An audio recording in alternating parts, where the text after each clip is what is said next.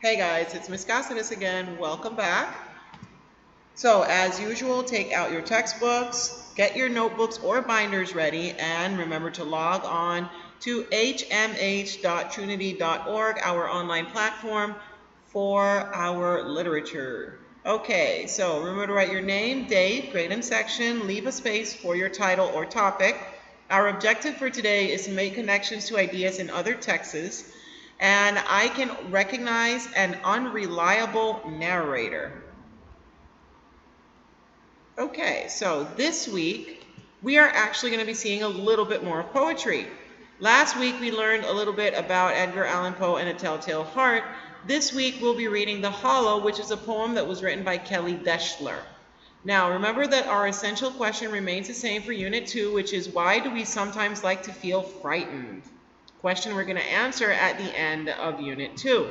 Now for your quick start activity, you're going to need your textbook or your your notebook or your binder, so you can write this down.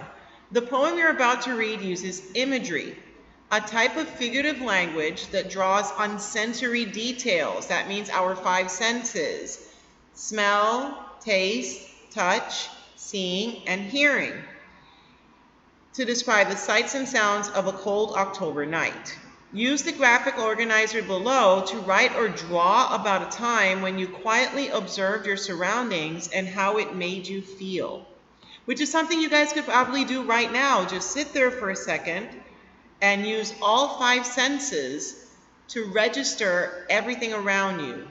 Look at it, listen to it, smell it if it's possible, taste it if it's possible, and touch it as well. So use your five senses and write what you saw or heard and how it made you feel. And if you can't do that right now, like it explained in the quick start activity, go back and think about a moment that you did do that. Now, with poetry, we always have to make connections. When you relate the content of literature to your own experience and prior knowledge, you make connections with what you read. Making connections can help you deepen and enrich your understanding of text and gain insights into your life and the lives of others. Many written works contain allusions, which are references to famous people, places, events, or works of literature. The poem The Hollow, for example, is inspired by the characters and setting of the short story The Legend of Sleepy Hollow, which was written by Washington Irving. Now, before we look at this excerpt from the short story, I want to bring your attention to the genre element in a lyric poem. Usually short to convey emotional intensity, it's written using first-person point of view to express the speaker's thoughts and feelings. It often uses repetition and rhyme to create a melodic quality. Includes many forms such as sonnets, odes, and elegies. Now, let's take a look at this excerpt. In the dead hush of midnight, he could even hear the barking of the watchdog from the opposite shore of the Hudson, but it was so vague and faint as only to give an idea of his distance from this fateful companion of man. Now and then, too, the long-drawn crowing of a cock accidentally awakened would sound far, far off, from some farmhouse away in the hills. But it was like a dreaming sound in his ear.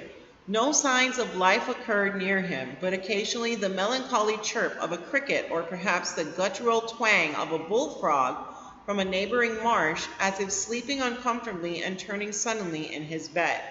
As you read The Hollow, make connections between the vivid descriptions in the story and in the poem. Now, another thing we're going to be doing in poetry, we're going to be analyzing the rhyme scheme. Now, remember, we talked about the rhyme scheme before, and there's an example here to remind you about that. But what I wanted to let you guys know is that The Hollow is a lyric poem.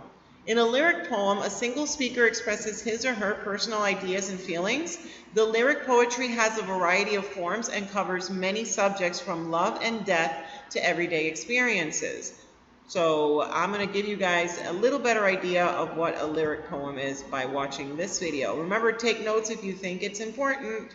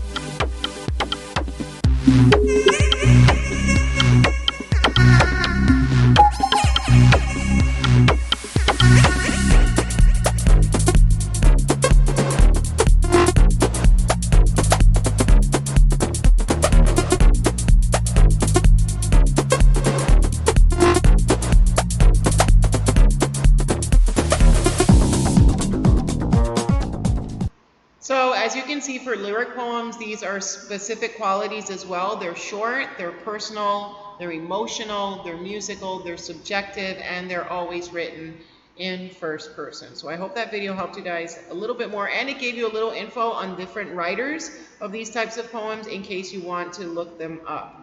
Now, the rhyming scheme in any type of poetry is the pattern of rhyming words at the end of a poem's line. You can use letters to identify a poem's rhyming scheme. Write the letter A next to the first rhyming line and all the lines that rhyme with it. Then write the letter B next to the second rhyming line, and so on. And as you read the hollow, note the rhyming scheme and consider its impact on readers. So here's an example, lines from the poem. The October night was dark and cold, as the autumn sun was going down.